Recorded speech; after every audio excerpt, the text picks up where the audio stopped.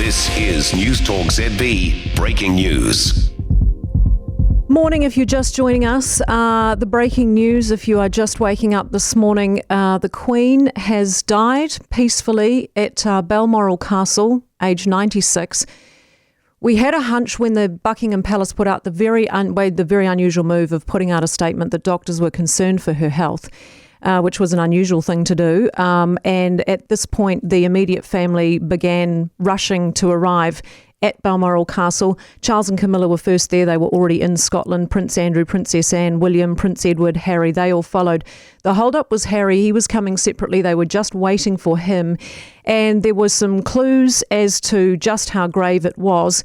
The BBC presenters all changed into black ties. They suspended programming. And we thought at that point, this is not looking good at all. We spoke to Lisette Raymer just after 5, who was saying that the crowds had already started gathering at Buckingham Palace, about 2,000 of them, many in tears, some bringing flowers, just waiting to hear if there would be any news. And sadly, that news has just been released, that the Queen passed away peacefully this afternoon, their UK time, and that they would have understandably been waiting for Harry just to get there to make that announcement. We will now get you to the UK for the latest. Our correspondent, Vincent McAviney, is there. Vincent, a tragic day.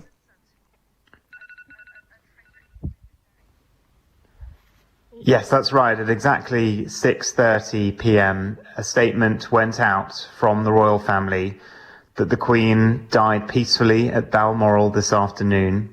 The King and the Queen Consort will remain at Balmoral this evening and will return to London tomorrow. The King now, of course, is the man that we have all known throughout most of our lives as Prince Charles, the Prince of Wales. He became the King at the moment of his mother's passing at the age of 96, after being the head of state for 70 years of this country, of other nations such as yours around the world, and as a figurehead of the Commonwealth, a collection of dozens of nations.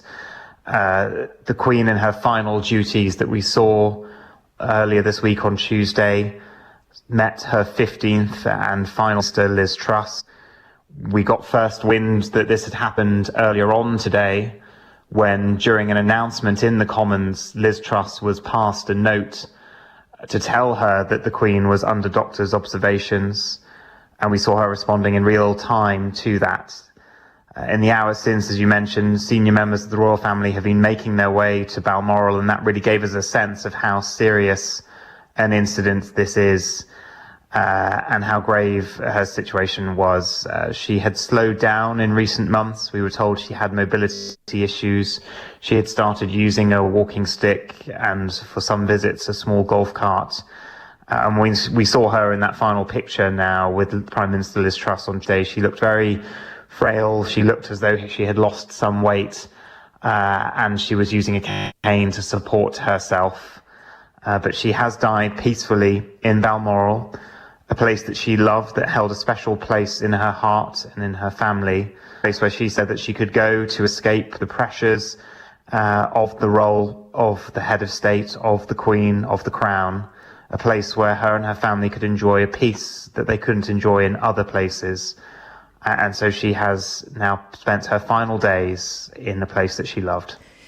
You're right, Vincent, in terms of the deterioration over the last year, but she's, has been such a robust woman, so determined to continue carrying out public duties.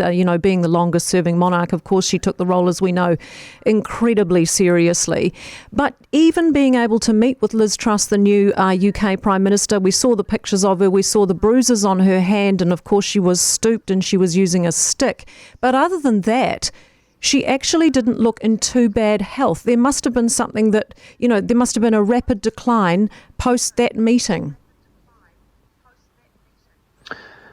I don't want to speculate too much on the private details of someone's health. She was a mother, a grandmother, a great-grandmother, but it is obvious that there had been in recent months.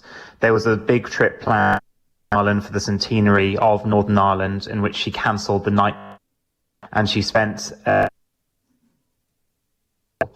and it is thought that there was a turn in her health then, and that then we have seen over the recent months her loss of weight and her becoming frailer. Now, if anyone has that sudden drop in weight, becoming a bit stooped, and particularly if they lose a partner as well as she did with the Duke of Edinburgh last year, then there can be quite a rapid decline after that. And it hasn't been an easy few years with the pandemic, with the problems in her own family, with Prince Andrew, with the Sussexes, and it has taken its toll on her. I imagine a nation in mourning. I mean, already people were gathering before they heard this news, wanting to lay floral tributes and wanting to get to Buckingham Palace and Balmoral Castle. This, of course, a very well planned out operation, which will be underway now, and it will be mechanical and like clockwork in terms of what unfolds from here, right? Very much so. Now, the plan, which is Operation London Bridge, was revised somewhat during the pandemic, but with the restrictions now gone, I think we'll go back to the original plan. And what we can expect is a meticulous process now over the next 8 days up to the funeral. I expect that the Queen will be brought back to London on the Royal